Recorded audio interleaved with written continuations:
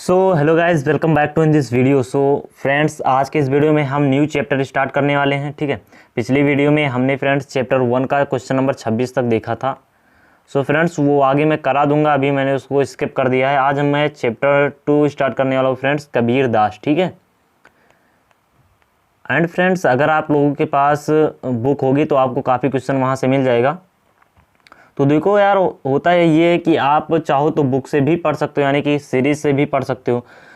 But देखो, अगर आप जैसे इस वीडियो से पढ़ते हो तो आपको देखो दूसरों का कहा हुआ बात ज़्यादा ध्यान रहता है। ठीक है, तो अगर आप इस वीडियो से पढ़ोगे तो आपको कहीं ना कहीं रिवाइज हो जाएगा। जैसे कि अगर आप एग्ज़ाम में बैठते हो तो कहीं ना कहीं से अगर आप थोड़ा सा अपना दिमाग घुमाओगे तो आपको रिवाइज हो जाएगा। ठीक है, आपको ध्यान आ जाएगा कि हाँ, उस जगह पर मैंने इसको देखा था। ठीक है, तो फ्रेंड्स, बिना किसी देरी के स्टार्ट करते हैं। और अगर आप हमारे चैनल पर पहली बार आए हो तो प्लीज़ चैनल को सब्सक्राइब कर दीजिए, वीडियो को लाइक कर दीजिए एंड शेयर भी कर दीजिए। तो फ्रेंड्स, आप लोगों के सामने पहला क्वेश्चन ये है। ठीक है, कबीर दास से पहला क्वेश्चन ये है, कह रहा कि कबीर दास का जन्म कब और कहाँ हुआ था। तो आपको बताना है कि कबीर दास जी का जन्म कब और कहाँ हुआ था। ठीक है, तो कबीर दास का जो जन्म है वो हुआ था फ्रेंड्स 1998 में। ठीक है, सॉरी फ्रेंड्स, 1900 है ही नहीं ना, 1398 ईस्वी काशी में। ठीक है, तो फ्रेंड्स देखो, ये आपको काफ़ी ध्यान में रखना, ईस्वी और विस्वी दो होता है। यानी कि अगर ये 1398 विस्वी होता है यानी कि 2000 से पहले, ये ईस्वी है यानी कि 2000 का बाद वाला। तो फ्रेंड्स 1398 में कबीर दास जी का जन्म हुआ था काशी में। ठीक है, अब चलिए क्वेश्चन नंबर 2 की तरफ चलते हैं। क्वेश्चन नंबर 2 आपकी स्क्रीन पर है। तो देखो फ्रेंड्स, आज हम जितना क्वेश्चन कर पाते हैं करते हैं, बट स्किप नहीं करना है आपको। एक एक वीडियो को ध्यान से देखना है, एक एक क्वेश्चन को ध्यान से देखना है। ठीक है, और हमारे वीडियो को भी फॉलो कर लीजिए, हमारे प्लेलिस्ट को। वहाँ से आप हो सकता है उसको डाउनलोड भी कर लें, या फिर आप रेगुलरली 2 से 3 या 1 से 2 वीडियो देखिए। ठीक है, तो कबीर की मृत्यु कब और कहाँ हुई थी, आपको बताना है फ्रेंड्स कि कबीर दास की मृत्यु कब और कहाँ हुई थी। ठीक है, तो फ्रेंड्स देखो, जो कबीर दास जी हैं उनकी मृत्यु हुई थी 1528 ईस्वी में मगहर में। ठीक है, तो फ्रेंड्स इसमें थोड़ा सा कन्फ्यूजन है, आप थोड़ा सा इसको देख लीजिए, ये 1528 है या फिर 1518 है। तो इसी बहाने आपका फ्रेंड्स कंफर्म हो जाएगा एंड आप 1 से 2 पॉइंट आप ध्यान में ही रख लोगे। तो फ्रेंड्स इसे आप क्लियर कर लीजिएगा। ठीक है, क्योंकि I am not sure 28 and 18। ठीक है, तो आप चेक कर लीजिएगा। अब चलिए क्वेश्चन नंबर 3 की तरफ चलते हैं। क्वेश्चन नंबर 3 आपकी स्क्रीन पर है। कह रहा है कि कबीर किस जात के थे। आपको बताना है कि कबीर दास वो किस जात के थे, दर्जी, क्षत्रिय, जुलाहा या धुनिया। ठीक है, तो फ्रेंड्स जो कबीर दास थे वो क्या थे, वो थे जुलाहा। ठीक है, वो थे जुलाहा। अब क्वेश्चन नंबर 5 की तरफ, सॉरी फ्रेंड्स 4 की तरफ चलते हैं। क्वेश्चन नंबर 4 आपके स्क्रीन पर है। कह रहा कि कबीर हिंदी साहित्य के किस काल के कवि थे। तो कबीर हिंदी साहित्य काल के किस काल के कवि थे, रीतिकाल, भक्ति काल, आदिकाल या आधुनिक काल। तो जो फ्रेंड्स कबीर थे वो किस काल के थे, भक्ति काल के। ठीक है, तो इससे आपको क्या पता चलता है, इससे आपको पता चलता है फ्रेंड्स कि 1398 एंड 1518 इनके बीच भक्ति काल था, या इसके पहले और बाद भी हो सकता है। ठीक है, सो फ्रेंड्स आपको इससे एक और पॉइंट भी याद आ गया कि कबीर दास भक्ति काल के कब थे, यानी कि भक्ति काल किससे रिलेटेड होगा, तो 1300-1500 ईस्वी के आसपास का होगा। ठीक है, एंड आधुनिक काल तो आप जानते हो अभी तक चल रहा है आधुनिक काल। ठीक है, क्वेश्चन नंबर 5 की तरफ चलते हैं फ्रेंड्स। क्वेश्चन नंबर 5 आपको क्या कह रहा है कि कबीर के गुरु का क्या नाम था। कबीर के गुरु का नाम बताना है, रैदास, दादू, रामानंद या मलूक। तो फ्रेंड्स जो कबीर के गुरु थे वो थे रामानंद। ठीक है, एंड आप लोगों को पता ही होगा फ्रेंड्स पिछले वीडियो में कि रामानंद कितने महत्वपूर्ण व्यक्ति हैं। ठीक है, फ्रेंड्स टोटल हमने 26 क्वेश्चन किया था, जिसमें से टोटल 5 क्वेश्चन रामानंद जी से ही आए थे, जबकि चैप्टर का नाम रामानंद या कबीर दास स्पेसिफिकली कुछ भी नहीं था, वो केवल यानी कि उसका फ्रेंड्स ओवरऑल रिव्यू था। ठीक है, यानी कि फर्स्ट चैप्टर। तब भी फ्रेंड्स वहाँ से 5 to 6 क्वेश्चन आए थे। तो ये फ्रेंड्स बहुत ही इंपॉर्टेंट है रामानंद जी। तो इनका पूरा फ्रेंड्स बायोग्राफी आपको ध्यान में रखना है। कबीर के माता पिता का क्या नाम था, ठीक है। तो आपको बताना है कबीर के माता पिता का क्या नाम था। नीरू नीमा, कृष्णा रुक्मणी, यशोदानंद या राम सीता। तो फटाफट से बताइएगा फ्रेंड्स। तो देखिए जो कबीर के माता पिता हैं वो थी नीरू नीमा, ठीक है, नीरू नीमा, ठीक है। आपको ये ध्यान में रखना है, कबीर के माता पिता का नाम नीरू नीमा। कबीर निर्गुण काव्य धारा के किस शाखा के प्रवर्तक थे। एंड फ्रेंड्स एक आपसे रिक्वेस्ट है कि अगर कोई भी क्वेश्चन में टाइपिंग मिस्टेक हो तो प्लीज़ आप उसको इग्नोर, मतलब मेरे तरफ से आप उसको इग्नोर करिए, बट आपको करना क्या है कि उस क्वेश्चन को आपको ढूंढना है एंड उसको आपको फ्रेंड्स वेरीफाई करना है कि क्या वो ऑप्शन सही है, क्या वो क्वेश्चन सही है, ठीक है। इससे क्या होगा कि आपको प्रॉपर यानी कि आपका अच्छे से ध्यान में आ जाएगा, आप अच्छे से आपको फ्रेंड्स क्लियर हो जाएगा, ठीक है। एंड फ्रेंड्स हो सकता है टाइपिंग मिस्टेक हो जाए, बहुत सारा क्वेश्चन टाइप करना रहता है, ठीक है, तो उसमें 1-2 टाइपिंग मिस्टेक हो सकती है।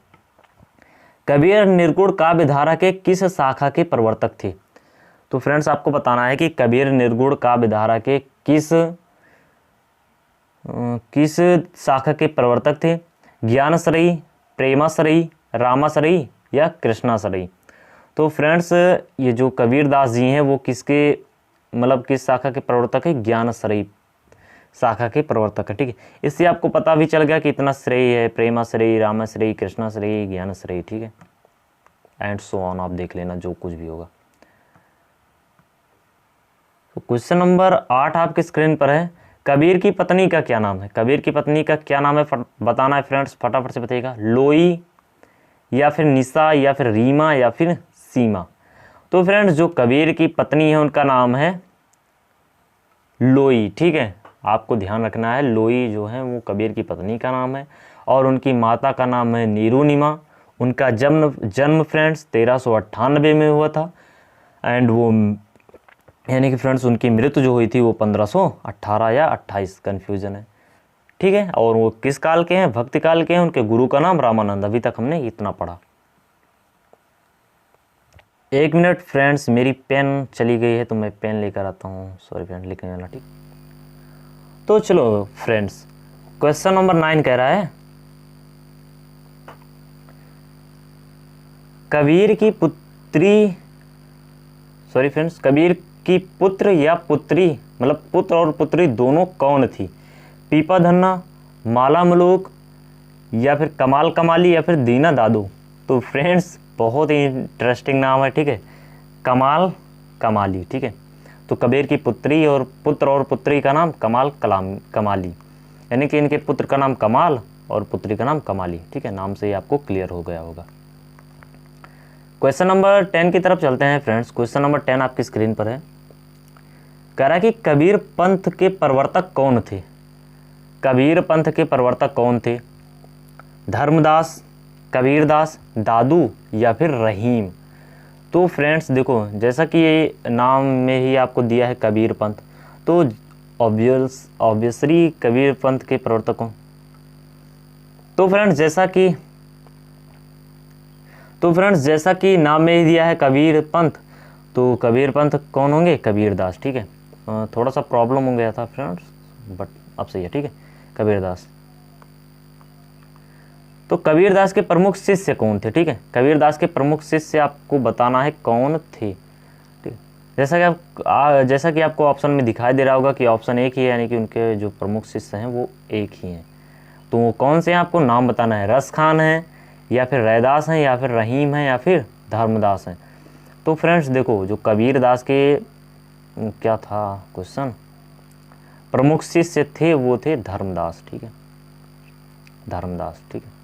एंड फ्रेंड्स आप देखो मैं तो सही बताऊंगा, ठीक है, बट आप कोशिश करिए कि आप भी ऑप्शन को एक बार चेक करिए, ठीक है, बुक में आप ढूंढिए। इससे क्या होगा कि आपको पक्का यानी कि कंफर्म हो जाएगा वही क्वेश्चन है एंड आप 1 से 2 क्वेश्चन और भी एक्स्ट्रा देख सकते हो, ठीक है। ज़रूरी नहीं है कि यही भी क्वेश्चन पूछे जाएँ, कुछ और भी पूछ सकता है, ठीक है। अब मुसलमानों के अनुसार कबीर के मुस्लिम गुरु कौन थे? वो तो हिंदुओं के हिसाब से था, बहरहाल उसमें दिया नहीं था हिंदू या किसके हिसाब से, बट जो रामानंद जी थे वो तो वैसे ही थे, ठीक है, उनके तो गुरु नहीं वही थे। बट इसमें पूछ रहा है कि मुसलमानों के अनुसार, तो मुसलमानों के अनुसार कबीर के गुरु कौन थे? शेख तकी या बूढ़ान या उस्मान या जायसी? तो फ्रेंड्स जो मुसलमानों के हिसाब से थे, यानी कि मुसलमानों के हिसाब से वो थे फ्रेंड्स शेख तकी, ठीक है, शेख तकी। अब फ्रेंड्स आपको प्रोनाउंसिएशन फ्रेंड्स आप देख लीजिएगा, ठीक है, सही है या नहीं है। आप फ्रेंड्स इसके भाव पर जाइए, ठीक है, तो आप एक बार चेक ज़रूर कर लीजिएगा। 13 नंबर क्वेश्चन पूछ रहा है कि कबीर की वाणी का संग्रह किस में था? तो फ्रेंड्स कबीर की वाणी का संग्रह किस में था आपको बताना है फ्रेंड्स, बीजक या फिर शबद या फिर रामायण या फिर साखी? तो फ्रेंड्स जो इनका संग्रह था वो किस में था? बीजक में, ठीक है, तो बीजक में था, ये इसका सही आंसर हो जाएगा। क्वेश्चन नंबर 14 की तरफ चलते हैं। क्वेश्चन नंबर 14 आपकी स्क्रीन पर है कि बीजक कब संकलित हुआ? तो आपको बताना है कि बीजक कब संकलित हुआ, 1464 ईस्वी में, 1520 ईस्वी में, 1515 ईस्वी में या 1518 ईस्वी में? तो फ्रेंड्स जो बीजक है वो संकलित हुआ था 1464 ईस्वी में, ठीक है, 1464 ईस्वी में। तो ऑप्शन ए इसका सही आंसर हो जाएगा। अब बीजक के कितने भाग हैं, ठीक है, बीजक के कितने भाग हैं? तो आपको बताना है फ्रेंड्स बीजक के कितने भाग हैं, 3, 4, 2 या फिर 5? तो फ्रेंड्स बीजक के जो भाग हैं ये आप फ्रेंड्स इस पर मत जाइएगा कि ये हाईलाइट है तो 4 होगा, ये 3 है, ठीक है, ये तो बोल्ड कर दिया गया है। अब क्वेश्चन नंबर 6 आपकी स्क्रीन पर है। क्वेश्चन नंबर 6 कह रहा है कि बीजक का संग्रह कबीर के किस शिष्य ने किया था? तो फ्रेंड्स देखो बीजक जो है अभी तक हमने क्या पढ़ा कि एक बार देख लेते हैं फ्रेंड, ठीक है, क्या था कि बीजक के कितने भाग होते हैं? 3। बीजक संकलित कब हुआ? 1464 ईस्वी में, ठीक है, और फ्रेंड्स कबीर की वाणी का संग्रह बीजक में है। अब फ्रेंड्स पूछ रहा है कि बीजक संग्रह किस शिष्य ने किया था, ठीक है, पीपा, धर्मदास या धन्ना या रहदास? तो फ्रेंड्स जैसा कि आपको पता ही है कि इनके जो सबसे लोकप्रिय शिष्य हैं वो कौन है? धर्मदास। तो किसने किया होगा? धर्मदास, ठीक है, तो धर्मदास ने किया था। क्वेश्चन नंबर 16 का राइट आंसर सही तो है ना फ्रेंड्स? क्वेश्चन हाँ सही, ठीक है। अब क्वेश्चन नंबर 17 कह रहा है कि मसिकादक छुयो नहीं पंक्ति किसकी है? ठीक है, ये फ्रेंड्स ये लाइन है, ठीक है, कि मसिकादक छुयो नहीं पंक्ति, यहाँ पर आप इन्वर्टेड कामा कर दीजिए। तो ये किसकी है आपको बताना है, रहीम, रैदास, कबीरदास या फिर धर्मदास? तो फटाफट से बताइएगा फ्रेंड्स। तो देखो बात हो रही है सेकंड चैप्टर कबीरदास की, तो ये होगा क्या? कबीरदास। तो फ्रेंड्स आप ऐसे तो लगा सकते हो, बट एग्जाम में ऐसा थोड़ी ना रहेगा कि ये कबीरदास के चैप्टर से आया है, ये इससे आया है, इससे, ठीक है, तो आपको खुद ही चेक करना है, ठीक है।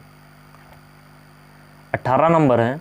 18 नंबर कह रहा है कि हृदय भीतरी दो वाले पंक्ति में दो का क्या अर्थ है? ठीक है, यहाँ फ्रेंड्स बहुत सारी मिस्टेक हुई है, ठीक है, इन्वर्टेड कामा रहेगा। तो यहाँ पर दो का अर्थ पूछ रहा है फ्रेंड्स, हौदवांगिनी या फिर वियोग या फिर फ्रेंड्स क्या है, प्रेम या फिर जीवात्मा? तो फ्रेंड्स इसका क्या आंसर होगा फटाफट से बताइएगा। तो देखिए फ्रेंड्स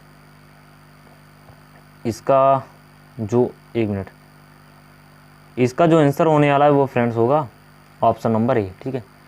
तो ऑप्शन नंबर ए तो होगा फ्रेंड्स, बट इसका प्रोनाउंसिएशन में थोड़ा प्रॉब्लम है, प्लीज़ इसका प्रोनाउंसिएशन देख लीजिएगा।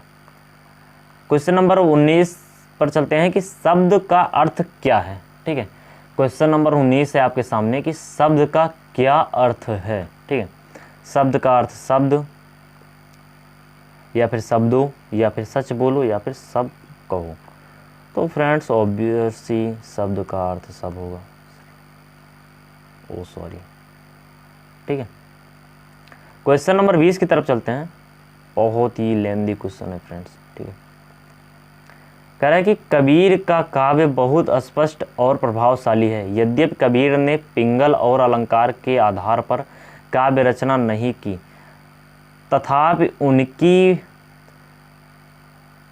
उनके बयान भूत इतनी उत्कृष्ट थी कि वह सफलता से महाकवि कहे जा सकते हैं। उनकी कविता में छंद और अलंकार गॉड हैं, ठीक है।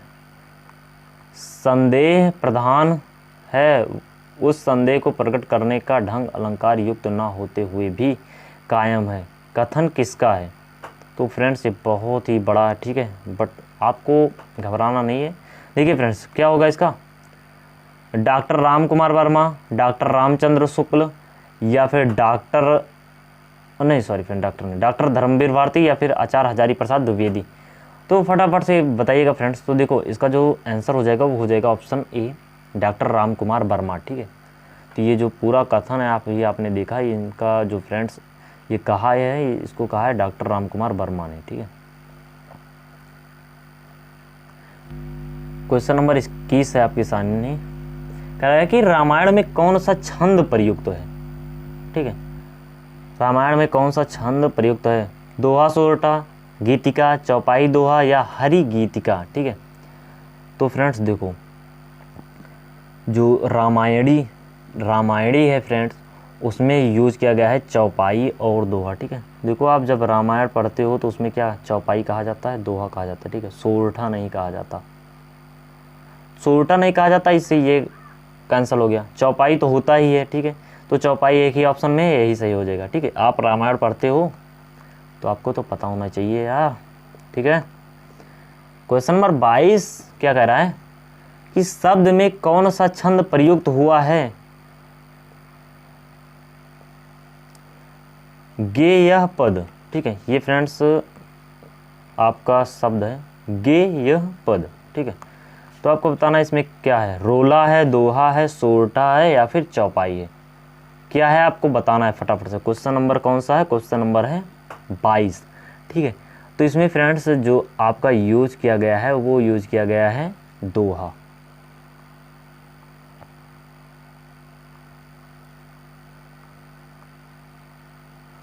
कहाँ गया? दोहा, ठीक है। इस पर फ्रेंड 2 मात्रा हो जाएगा, इस पर 1 हो जाएगा, इस पर 2, इस पर 1, ठीक है। 2 2 4 2 6 2 8। तो फ्रेंड्स आपको ये 10th में पढ़ाया जाता है, 10th एंड 12th में, ठीक है, हिंदी में। ये कि कैसे कितनी मात्रा होंगे तो रोला, सोरठा, चौपाई आप ज्ञात कर सकते हो, ठीक है। शादी में कौन सा छंद प्रयुक्त है? शादी में कौन सा छंद प्रयुक्त है आपको बताना है। दोहा, चौपाई, सोरठा या फिर कुंडलिया। तो फटाफट से बताइएगा फ्रेंड्स कि क्वेश्चन नंबर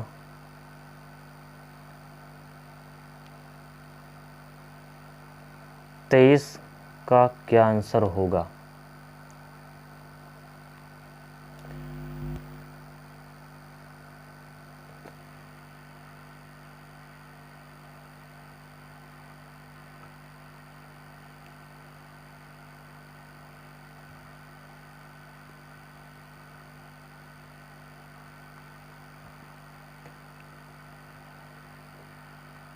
तो फ्रेंड्स इसमें जो यूज किया गया है वो यूज किया गया है दोहा, ठीक है, दोहा। क्वेश्चन नंबर 22 फ्रेंड्स आपको थोड़ा सा शायद क्वेश्चन रॉन्ग है, ठीक है। क्वेश्चन रॉन्ग है, समझ में नहीं आ रहा फ्रेंड्स क्या है, तो फ्रेंड्स आप प्लीज़ इसको इग्नोर कर दीजिए। क्वेश्चन नंबर 23 से हम चलते हैं, ठीक है। तो ये इसका हो जाएगा दोहा। अब फ्रेंड्स पूछ रहा है कि रामायणी की भाषा क्या है? बंगला या फिर ब्रज भाषा, पूर्वी बोली या फिर असमी और या फिर कन्नड़। तो फ्रेंड्स ये जो रामायणी है ये किसकी भाषा है? ब्रज भाषा, वो भी पूर्वी बोली, ठीक है। क्वेश्चन नंबर 25 है शब्द की भाषा क्या है? तो फ्रेंड्स देखो पंजाबी, कुमायूनी या ब्रज भाषा की बोली या हरियाणवी। तो फ्रेंड्स ये जैसा आपको देखने में लग रहा होगा, ठीक है, कि ये पूर्वी भाषा है, ठीक है। तो ब्रज भाषा पूर्वी बोली। साथ ही किस भाषा में है? साथी किस भाषा में फ्रेंड्स आपको बताना है। बिहारी, नेपाली, गुजराती या फिर राजस्थानी, पंजाबी, मिली खड़ी बोली।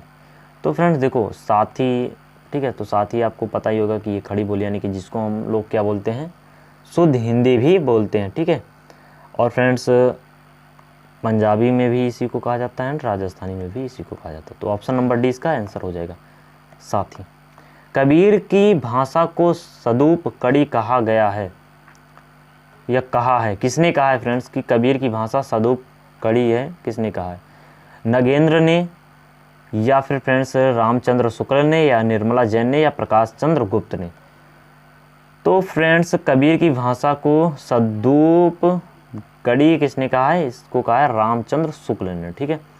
तो फ्रेंड्स क्वेश्चन नंबर 28 है, कबीर की भाषा को पंचमेल खिचड़ी किसने कहा है।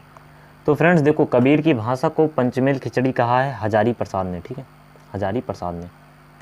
क्वेश्चन नंबर 29 की तरफ चलते हैं। क्वेश्चन नंबर 29 कह रहा है कि रामचंद्र शुक्ल के अनुसार कबीर की वचन आवली की सबसे प्राचीन प्रति कब लिखी गई। तो फ्रेंड्स फटाफट से बताइएगा कि क्वेश्चन नंबर 29 का राइट आंसर क्या होगा। तो फ्रेंड्स ये जो लिखी गई 1512 ईस्वी में, ठीक है, 1512 ईस्वी में। क्वेश्चन नंबर 30 कह रहा है कि कबीर की वाणी ओ का सबसे प्राचीन नमूना कहाँ मिलता है। गुरु ग्रंथ साहिब में, रामायण में, महाभारत में, या फिर बाइबल में। तो फ्रेंड्स ये जो मिलता है, ये मिलता है गुरु ग्रंथ साहिब में, ठीक है। क्वेश्चन नंबर 31 आपके सामने है कि झिलमिल झगड़ा झूला पंक्ति किसकी है।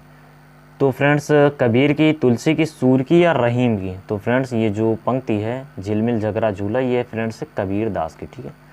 जैसा कि चैप्टर ही कबीर दास के ऊपर चल रहा है तो कबीर दास ही होंगे। तंत्र मंत्र जादू मंत्र ना जानू, यहाँ फ्रेंड्स इन्वर्टेड कॉमा लगा दीजिए। ये किसकी है, कबीर दास की, सूरदास की, या फिर कृष्णा दास की, या फिर धर्मदास की। तो ये फ्रेंड्स कबीर दास की, ठीक है। देखो फ्रेंड्स आगे यही सब पूछा जाएगा, ठीक है। हरि रस पिया जानिए पंक्ति किसकी है। यहाँ पर फ्रेंड्स आपको इन्वर्टेड कॉमा लगा दीजिए, बहुत ही मिस्टेक हो गई फ्रेंड्स, ये इसके बिना ये गड़बड़ ही होगा, ठीक है, ये वाक्य। तो ये भी फ्रेंड्स कबीर दास जी की है, ठीक है, कबीर की है। दशरथ सुत तिहु लोक बखाना पंक्ति किसकी है। तो फ्रेंड्स ये भी कबीर दास की है, ठीक है। आप फ्रेंड्स इसका स्क्रीनशॉट ले सकते हो हर एक क्वेश्चन का, ठीक है। आप ही देवा आप ही वो, ये फ्रेंड्स पता नहीं क्या है, पाती है क्या है, ठीक है, तो इसको आप करेक्ट कर लीजिएगा। ये भी फ्रेंड्स कबीर दास जी की ही है, ठीक है, कबीर दास जी की। तो गाहन एक कनक ते गाहन पंक्ति किसकी है। शेख नबी या सूर या कबीर या जैसी। तो फ्रेंड्स ये भी कबीर दास जी की है। नैना विच नदिया डूबी जाए पंत किसकी है। तो ये फ्रेंड्स है कबीर दास की, ठीक है।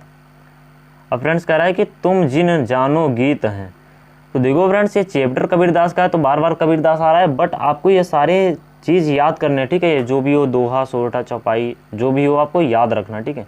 आप याद कैसे करोगे, आप यहाँ से मात्रा चेक कर सकते हो फ्रेंड्स। मुझे बेसिकली भी पूरा याद नहीं है कैसे फ्रेंड्स पता चलेगा, ठीक है, क्योंकि मैंने भी 10th एंड 12th में इसे पढ़ा था, बट मैं आपको बताऊंगा ज़रूर, ठीक है, एक ना एक दिन। तो ये भी फ्रेंड्स किसकी है, कबीर दास जी की है। क्वेश्चन नंबर 39 फ्रेंड्स कह रहा है कि मैं कहता आँखन की देख, ये पंक्ति किसकी है फ्रेंड्स। तो ये भी कबीर दास जी की ही है, ठीक है। जैसा कि चैप्टर ही चल रहा है, बट आपको ध्यान में रखना, ठीक है। मैं कहता आँखन की देख। आपको और भी कुछ याद हो तो आप बताइएगा। तो फ्रेंड्स आज के लिए हम रखते हैं क्वेश्चन नंबर 39 तक। कल से फ्रेंड्स मतलब फ्रेंड्स अगली वीडियो में हम ये सेकंड चैप्टर से ही स्टार्ट करेंगे, ठीक है, कबीर दास से, एंड इसके आगे वाले क्वेश्चन देखेंगे, ठीक है। मैं ऐसा इसलिए कर रहा हूँ फ्रेंड्स क्योंकि देखो अगर आप यहाँ से क्वेश्चन देखोगे, अभी आपने 25-30 मिनट में फ्रेंड्स आपने 40 क्वेश्चन देख लिया, और आई होप आपको याद भी हो जाएंगे, ठीक है, क्योंकि जो चीज़ें आप सुनते हो वो आप जल्दी याद रखते हो, ठीक है। तो अगर आपको वीडियो अच्छी लगी है तो प्लीज़ वीडियो को लाइक कर दीजिए, और शेयर कर दीजिए और प्लीज़ चैनल को सब्सक्राइब कर दीजिए। ठीक है, मिलते हैं नेक्स्ट वीडियो में, तब तक के लिए बाय बाय, टेक केयर, जय हिंद, वंदे मातरम।